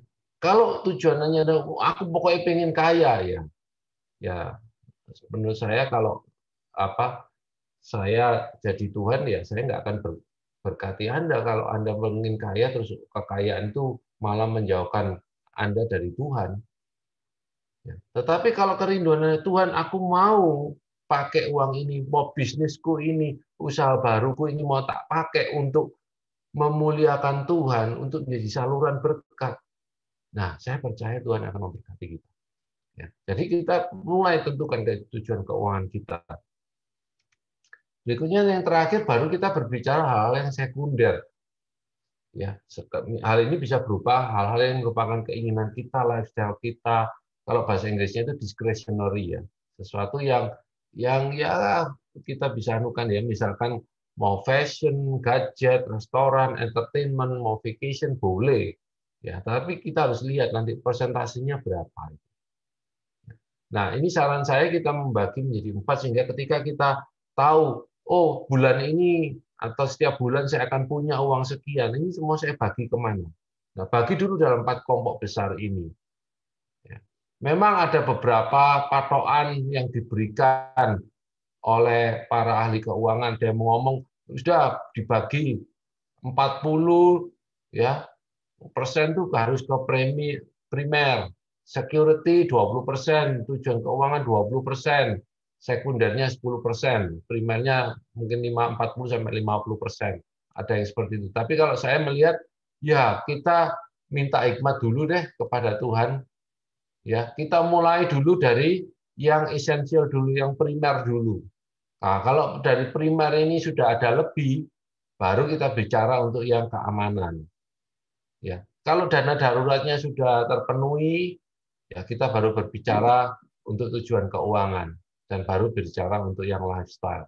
Nah, setiap orang berapa persennya beda-beda. Kalau penghasilan Anda itu pas-pasan, ya misalkan seperti mereka yang hidup di dalam garis kemiskinan, seperti yang kerja sebagai pembantu rumah tangga yang penghasilannya 2-3 juta rupiah, ya nggak mungkin banyak yang bisa dipakai untuk tujuan keuangan atau untuk sekunder ini. Ya. Tapi kalau mereka penghasilannya gajinya udah 10 juta, 20 juta, 30 juta, ya mungkin akan banyak yang bisa disisihkan untuk yang untuk poin yang kedua, ketiga, dan keempat ini. Ya, jadi tergantung tingkat penghasilannya. Berapa persennya cenderung kalau mereka yang penghasilannya lebih tinggi, harusnya primernya lebih kecil persentasenya. Oke, saya lanjutkan. Nah, setelah Anda mengalokasikan, ya, itu Anda perlu mengalokasikan itu berdasarkan neto ke pos-pos tadi. Jadi setelah ada pos-pos tersebut, kita mulai alokasikan, ya, dari yang primer dulu, ya, kemudian ke masing-masing, ya. Ya, primernya tentu bukan terus dihabis-habiskan di primer, ya, menurut kemampuan atau seminimum yang kita butuhkan, ya. Nah, selanjutnya alokasikan untuk tujuan keuangan dan terakhir untuk lifestyle. Nah, saudara, ini saya kasih sharing, ya. Bagaimana ini saya pernah membimbing seorang pembantu rumah tangga, bagaimana dia bisa mengelola keuangan.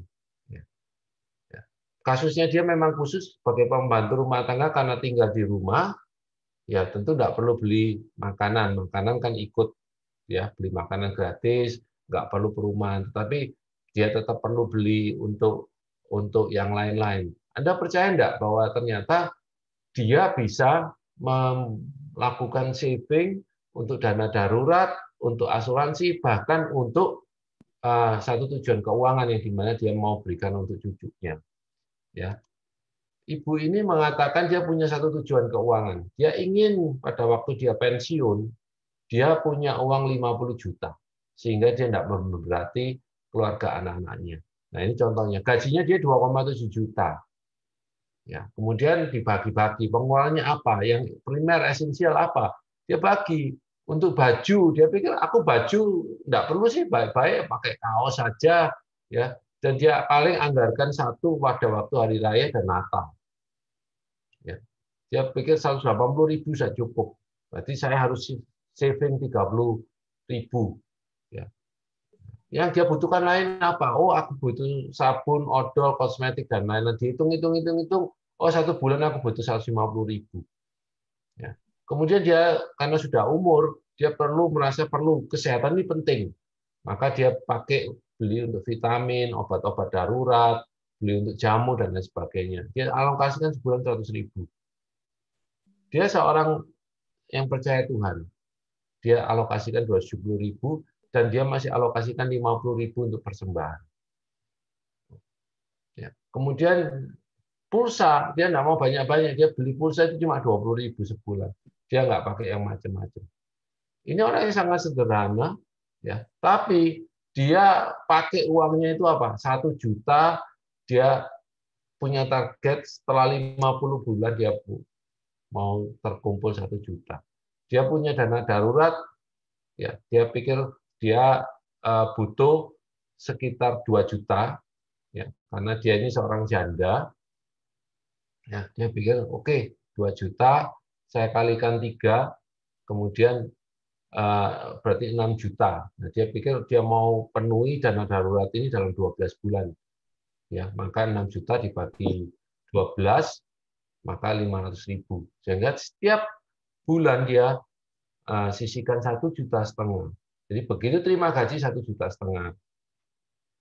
Nah, kemudian untuk kuliah cucunya dia tabung 500.000 tiap bulan. Ya. Nah, Bapak Ibu, itu contoh bagaimana seorang pembantu rumah tangga pun bisa menganggarkan dan dia masih bisa saving segitu banyak. Ya. Nah, saya berikan pertama beberapa tips. Yang pertama, utamakan Tuhan. Pikirkan Tuhan, apa yang kamu ingin persembahkan untuk Tuhan. Ya. Kedua, pisahkan dana dalam tiap kelompok anggaran dalam rekening yang berbeda. Maksud saya begini, kalau bisa Anda punya 4 rekening bank yang di mana masing-masing itu berbeda. Ya. Atau Anda bisa pakai model amplop ini yang paling gampang. Ya, dibagi dalam 4 amplop-amplop sesuai dengan kelompoknya. Ya. Nah, prioritaskan melunasi hutang-hutang konsumtif dan hutang-hutang yang mengenakan bunga tinggi. Ya. Baru kemudian Anda bikin tujuan keuangan. Jangan izinkan untuk memindahkan dana dari satu pos anggaran ke pos anggaran yang lain. Ya, kalau Anda sudah punya satu pos, terus satunya habis, terus mau diambilkan dari yang lain, jangan. Kita harus disiplin. Kalau habis, ya habis sudah. Berarti kita nggak akan pengeluaran itu. Kemudian selalu catat setiap pengeluaran Anda. Nah, ini Anda bisa pakai apps atau pakai notes kecil aja, ya. Jadi setiap bulan bikin perencanaan di kertas yang besar, kemudian bikin notes kecil aja. Ya, setiap halaman saya ajari pembantu saya itu dan supir-supir saya itu untuk tiap bulan mereka mencatat setiap kali beli apa, setiap kali jajan, catat di situ, masukkan sesuai dengan kategorinya. Nah, di atasnya ditulis budgetnya berapa satu bulan. Kalau sudah mau habis ya sudah, jangan belanja lagi, jangan jajan lagi. Nah, yang keempat, yang terakhir, jangan gunakan anggaran untuk pencitraan atau kenikmatan sesaat. Ya, jangan terus wah ini lagi ngetren semua sepedaan, semua pakai Brompton, wah Anda ikut beli Brompton. Ya, jangan seperti itu, saudara. Ya, kita harus jelas anggaran kita untuk apa ya, kita stick, kita tetap berpegang teguh ke arah sana. Nah, ini beberapa apps yang bisa Anda pakai, ya. Ada Mint, ada Wally, ada macam-macam software yang Anda bisa pakai. Butuh bantuan. Ya. Terakhir, dalam kondisi masa pandemi, yang perlu kita lakukan apa? Ya, kita harus reevaluasi kesehatan keuangan kita. Karena penerimaan kita kemungkinan berubah. Pengeluaran kita juga akan berubah. Ya, bila penerimaan Anda terdampak atau ulang penataan anggaran, pindahkan anggaran lifestyle yang primer, pindahkan anggaran lifestyle untuk yang primer. Prioritaskan pada kebutuhan utama dulu dan security. Ya, yang lifestyle itu kalau bisa dihilangkan aja. Ya. Kemudian jual barang-barang yang tidak dibutuhkan dan itu hanya untuk hobi gitu. Kita jual dulu, terutama yang tersiar itu. Kemudian cari aktivitas yang meningkatkan nilai tambah dan penerimaan Anda. Anda bisa belajar berbagai skill dari berbagai website. Anda belajar gimana jualan online, gimana bikin program, dan lain sebagainya untuk meningkatkan income Anda. Toh Anda kalau terpaksa harus beli EVA, mau tidak mau Anda kan punya banyak waktu. Atau Anda mulai dengan bisnis online, mulai dengan masak, jualan online, dan segala sesuatu itu bisa Anda lakukan untuk meningkatkan penghasilan Anda ketika penerimaan Anda itu mulai turun. Demikian juga sebisa mungkin jangan cicilan-cicilan yang ada itu cepat dilunasi dulu, karena cicilan itu bunganya besar. Ya. Dan jangan tergoda pada pinjaman online, karena pinjaman online ini sering manis di depan, tanpa syarat, tanpa agunan, tapi tiba-tiba Anda akan dicekik. Karena apa? Mereka itu jahat sekali. Dengan cara apa? Mereka akan mempermalukan Anda, teman-teman Anda, keluarga Anda akan diteleponi kalau Anda gagal bayar. Dikatakan, saya pernah terima telepon dari satu pinjaman online yang mengatakan ini, Pak kenal ini pendeta loh, Bapak kenal pendeta ini?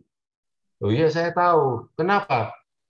Iya Pak, pendeta ini gimana ini nggak bayar? Tolong Pak, Bapak kan tahu ini pendeta. Kasih tahu dia, hutang harus bayar. Jangan hutang nggak bayar. Masa pendeta hutang nggak bayar? Malu-maluin. Itu saudara yang padahal saya bukan pendeta saya begitu. Tapi ya, dia telepon saya dan dia mempermalukan itu. Nah, itu cara-cara yang dipakai oleh pinjaman-pinjaman online. Dan bunganya luar biasa, mencekik. Kadang 4%, 5% per bulan. Ya. Nah, ini satu quote yang terjadi yang penting ya. banyak orang itu menghabiskan uangnya yang mereka nggak miliki, tapi untuk beli sesuatu yang mereka sebetulnya nggak butuhkan atau nggak inginkan, hanya untuk impress atau untuk supaya kelihatan keren di hadapan orang-orang yang sebenarnya mereka nggak suka gitu ya. Kadang-kadang mereka itu karena punya persaingan atau karena merasa takut kalah gengsi dengan tetangganya beli apa, mereka ikut beli apa. Nah, saudara-saudara, kita sebagai anak-anak Tuhan harus tahu bahwa di hadapan Tuhan, Tuhan itu sudah menciptakan kita itu dengan kecukupan. Ya, Tuhan itu menciptakan kita itu sesuai dengan gambar dan rupa Tuhan. Dan Tuhan itu akan mempercayakan kepada kita sesuatu itu sesuai dengan kapasitas kita dan kesanggupan kita. Dan biarlah kita mensyukuri itu, tidak perlu membandingkan diri dengan orang lain. Nah, demikian Melva, itu yang bisa saya sampaikan. Mungkin kita bisa berdiskusi setelah ini. Terima kasih Pak Sindu, pemaparannya mulai dari mindset ya, masalah mindset dari yang aktor, kemudian menterinya Donald Trump tadi. Menarik sekali kita lihat bahwa orang kaya pun nggak punya problem juga gitu ya. Jadi bukan cuma orang yang kekurangan uang juga gitu. Nah, pesertanya masih antusias nggak ya ini ya? Masih, Bu. Oke, kita buka 2 pertanyaan sebelum kita mengakhiri webinarnya. Mungkin dari peserta ada yang mau menanyakan? Sekalian curhat mungkin? Siapa yang mau bertanya sama Pak Sindu?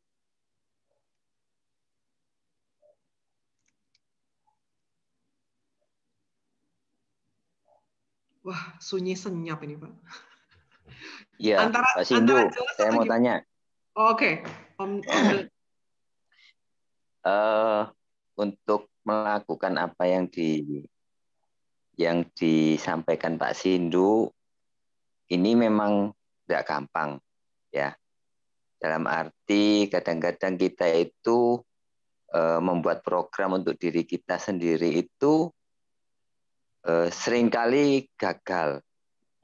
Nah, mungkin Pak Sindu bisa memberikan tips pada kita, kira-kira untuk supaya ini bisa berhasil, apa yang harus kita lakukan? Apakah kita pribadi lepas pribadi? Karena terus terang, saya pribadi mengakui bahwa sampai saat ini saya belum berhasil untuk melakukan seperti yang dipaparkan sama Pak Sindu itu. Karena seringkali kita kalau menjalankan pribadi itu banyak sekali alasan atau excuse ya, yang membuat kita itu tidak melakukan. Karena juga tidak ada orang yang tahu kan. Nah, itu mungkin clue-clue apa yang Pak Sindu bisa bagikan ke kita. Terima kasih Pak Sindu. Ya, silakan Pak Sindu. Ini langsung saya jawab ya. Iya, Pak Sindu. Iya, terima kasih Pak Tris untuk pertanyaannya. Tuhan menciptakan kita ini untuk hidup itu sebagai makhluk sosial ya. Kita tidak hidup sendirian. Karena itu penting untuk kita ini punya kelompok. Karena itu dalam program Beruang Cerdas, mentoring Beruang Cerdas, itu selalu diupayakan itu ada kelompok. Anda cari sahabat-sahabat Anda yang dimana mau berjalan bersama gitu ya. Nah, di situ kita bisa berbagi tentang anggaran kita. Ya. Mungkin kita bisa sharing. Oh, anggaran saya bulan ini sudah tercapai sekian persen atau belum. Ya. Nah, kita harus punya satu kelompok di mana kita itu bisa berbagi, sharing tentang kondisi keuangan kita.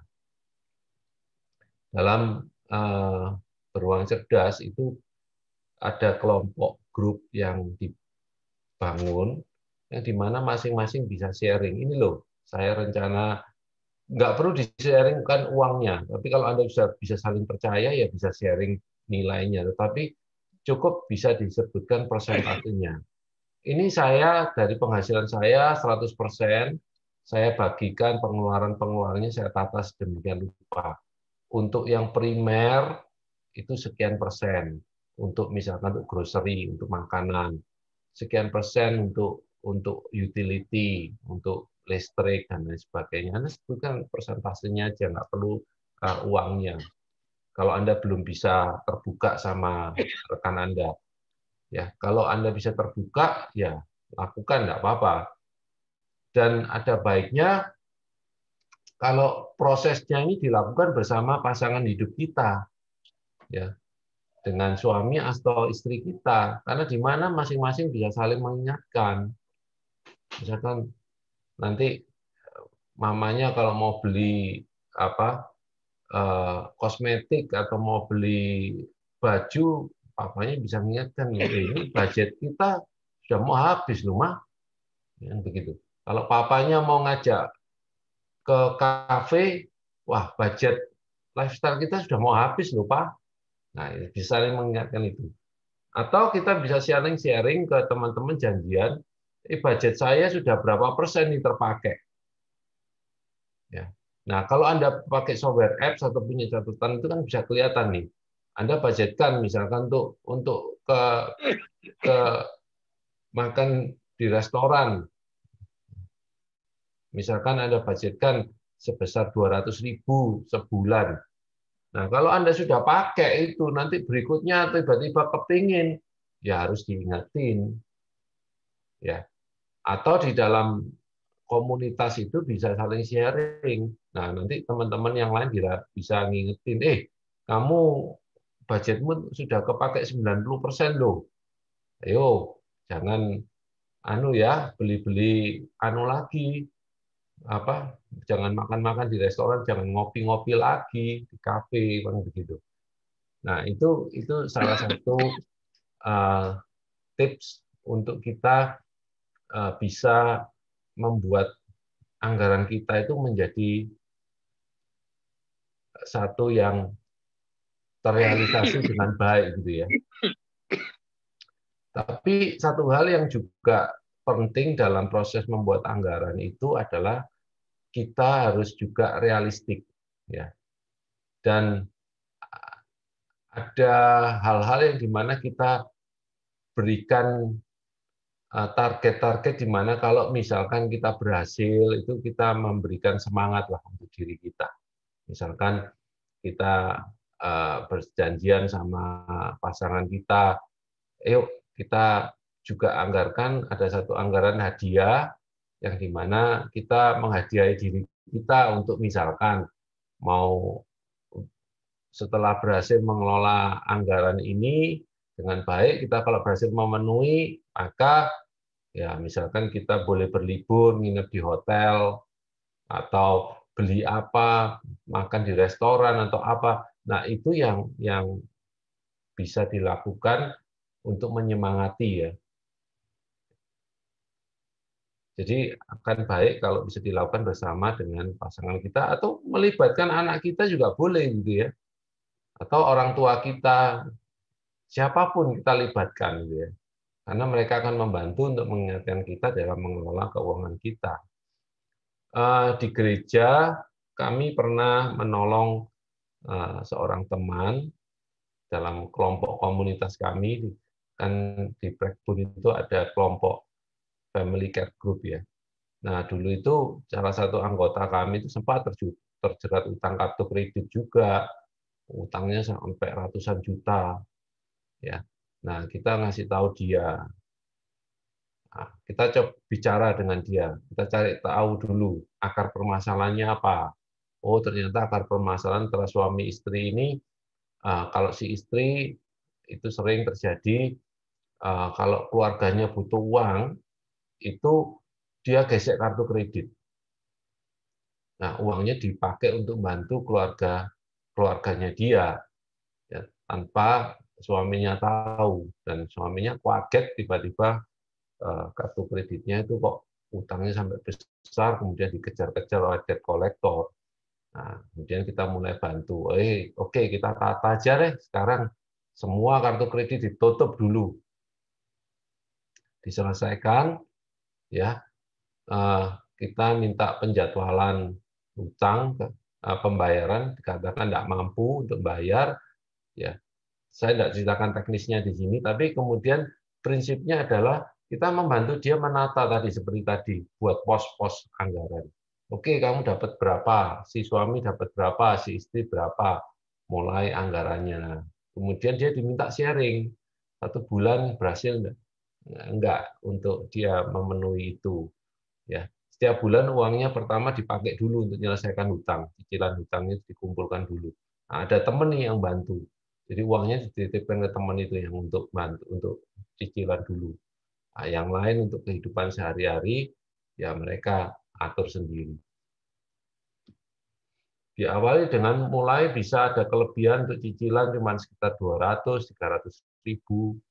Ya. Kemudian kalau dia dikasih bonus sama bosnya langsung dititipkan ke teman kita ini, dikelola, akhirnya kumpul uang dibayarkan ke kartu kreditnya itu.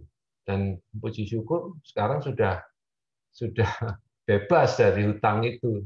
Dan bahkan sekarang sudah bisa nyekolahkan anaknya di Petra, di Universitas Kristen Petra. Ya, itu satu gambaran yang kalau bisa bersama-sama satu komunitas itu saling membantu itu akan menolong untuk bagaimana bisa menghidupi pengelolaan keuangan dengan baik. Baik, Pak Sindu. Om Del, apakah sudah menjawab pertanyaannya? Ya, sudah. Baik. Ada satu pertanyaan terakhir sebelum kita tutup dalam doa. Silakan. Adakah yang ingin menanyakan? Mungkin yang sungkan nanya boleh diketik di chat juga. Ya, silahkan. Ya, kalau saya boleh sharing ya. Satu hal yang saya alami dalam keterpurukan saya itu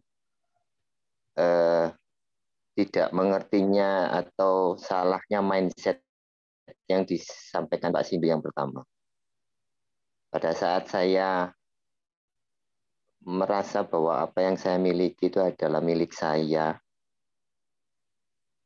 bukan sesuatu yang Tuhan percayakan pada saya untuk dikelola. Pada saat itu, saya stres.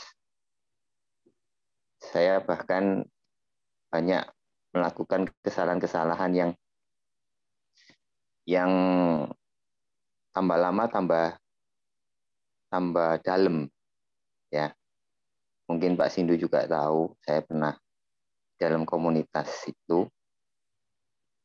Tapi pada saat saya mengalami pengertian dan bertobat dalam arti, ya Tuhan, bahwa apa yang saya punya sekarang, pekerjaan yang Tuhan berikan itu adalah milikmu, dan Engkau yang berkuasa atasnya. Setelah itu berubah. Dalam arti, pada saat saya mau melakukan sesuatu, saya ingat bahwa ini bukan punyaku. Saya selalu, sampai saat ini, saya selalu menyempatkan jeda.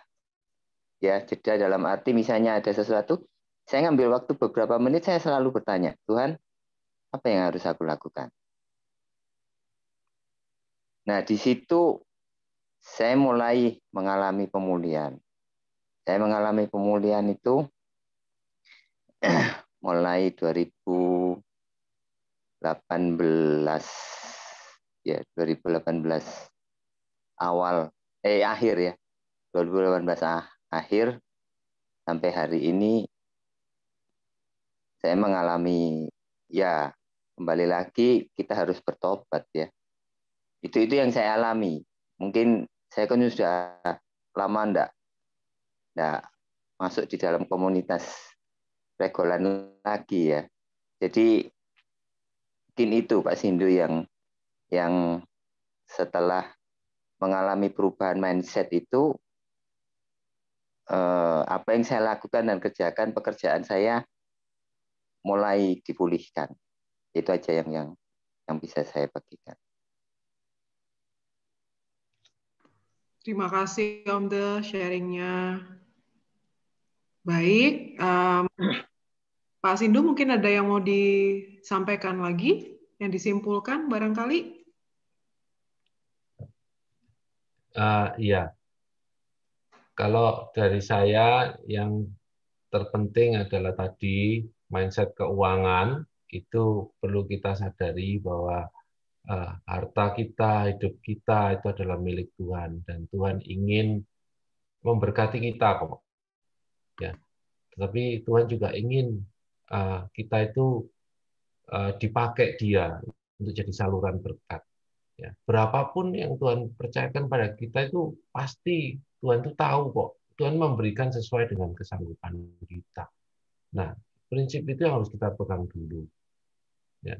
Dan ketika kita sadar bahwa uang itu adalah milik Tuhan, maka teknis cara pengelolaannya itu kita bisa belajar. Ya. Tapi harus didasari oleh satu fondasi dulu bahwa uang ini adalah milik Tuhan, aku bertanggung jawab, aku harus jadi hamba yang baik dan setia. Nah, disitulah saya percaya berkat itu akan Tuhan berikan kepada kita. Tuhan akan percayakan kepada kita.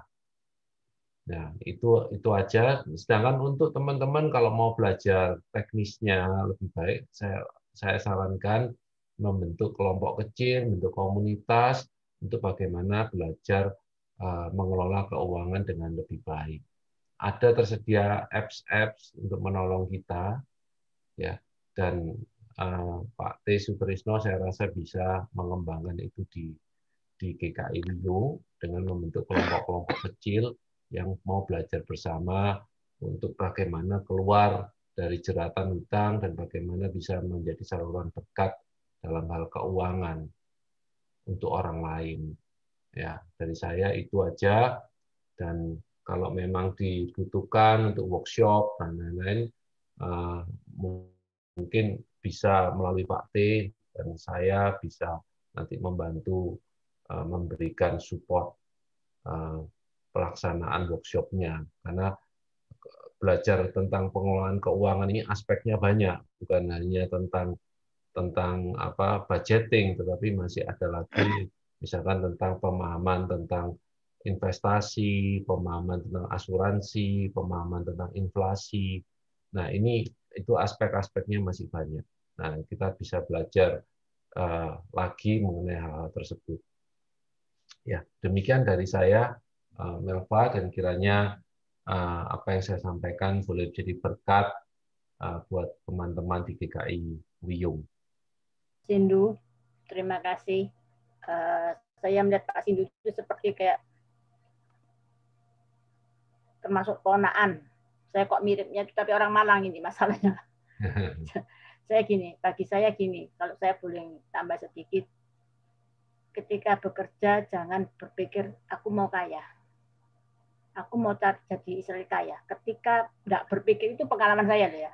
Kalau aku tak kerja cek no apa ya isane, apa yang sugih ya pun. Ya itu ya tapi masing-masing ya nek saya karena enggak begitu. Jadi ketika ya kerja aja lagi. Ya kerjakan aja. Maka ketika seperti itu sambil berdoa ya minta hikmat Tuhan, tapi betul lagi Pak Sindu bilang pastinya ada satu tujuan yang sedang Tuhan mau kerjakan. Di situ ada tujuan Tuhan ketika mempercayakan sesuatu untuk orang itu memiliki lebih gitu. Jadi itu aja. Saya bilang ojo berpikir kayak apa ya caranya sugih terus apa kerja terus sampai waya yang kayak apa, enggak begitu. Gitu. Saya dulu sebelum merit juga bekerja di bank, tapi setelah merit enggak bekerja sampai anak udah cukup besar. Kok ya sekarang mulai dagang sendiri. Tapi ya berjalannya pandemi seperti ini memang merosot sekali, tajam Pak gitu. Yeah.